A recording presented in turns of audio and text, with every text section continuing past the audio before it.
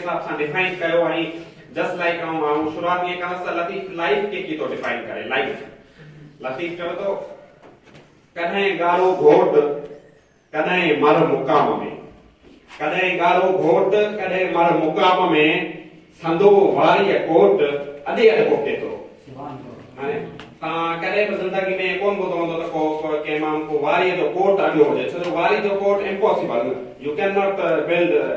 a court of wari so wari jo court नथो अॾे सघिजे छो लतीफ लाइफ खे डिफाइन कयो आहे त कॾहिं गारो घोट कॾहिं मर मकाम में संदो वारी कोट अॾे अॾ पोके थो सो अहिड़े हिसाब सां वरी खणियो था वञूं लतीफ खे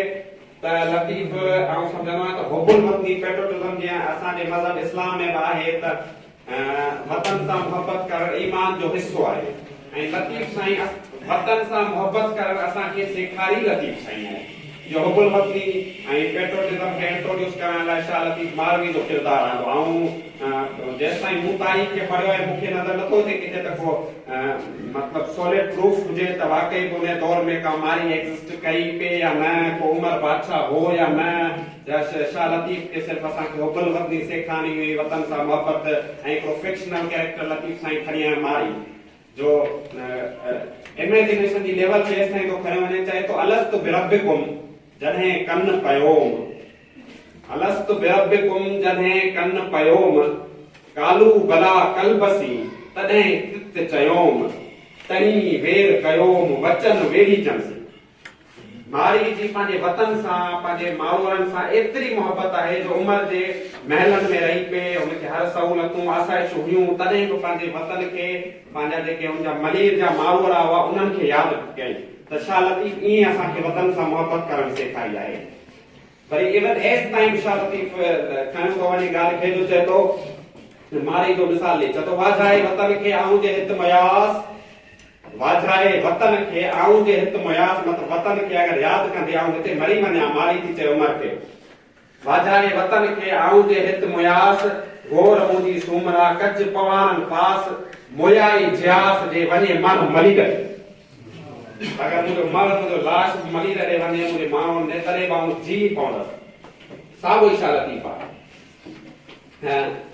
जीअं ऐं जे पुछ मुंहिंजे पुठियां हिकिड़ो शइ लिखियलु आहे जे तो बैत आया ऐं सम्झंदा दुनिया जो को बि शायदि एॾी वॾी दावा नथो करे सघे जेकी शाह लतीफ कई आहे चए थो जे तो बैत भाया से आयतूं आहिनि जिनखे तव्हां बेत पिया सम्झो उहे असल में आयतूं आहिनि जे तो बैत भाया से आयतूं आहिनि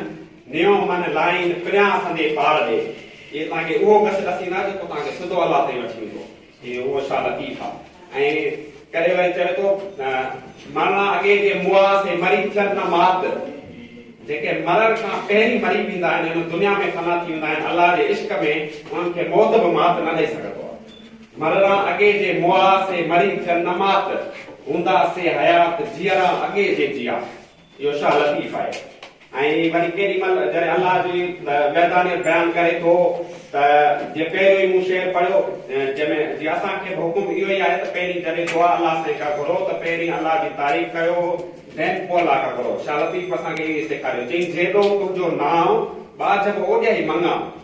री थंभे री थूणीअ तूं छपर तूं छांव पोइ अॻियां चएसि तो गुजारो कहां ऐं तोखे छा ॿुधायां तूं त दिलनि जा राज़ ॼाणींदा रही गुजारो कहां तोखे मालूम सभु का इहो शाह लतीफ आहे वरी करे असांखे जॾहिं मोटिवेट थो करे त असांखे जॾहिं गफ़लत जी निंड मां उथारे थो त चए थो सुता उथी जाग निंड न कजे एतिरी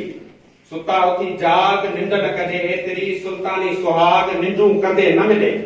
वरी कंहिं महिल चए थो तती थधी काह कान्हे वेल बहन बि असांखे सुञाण थो करे मोटिवेट थो करे उथारे थो त उथो महिनत कयो ऐं महिनत खां बग़ैर का शइ पॉसिबल कोन्हे तो सो शाह लतीफ असां सभिनी जे लाइ मोटिवेशन आहे केतिरा तव्हांखे शइ ॿुधायां शाह लतीफ पूरी मोटिवेशन आहे ऐं असां सिंधियुनि जी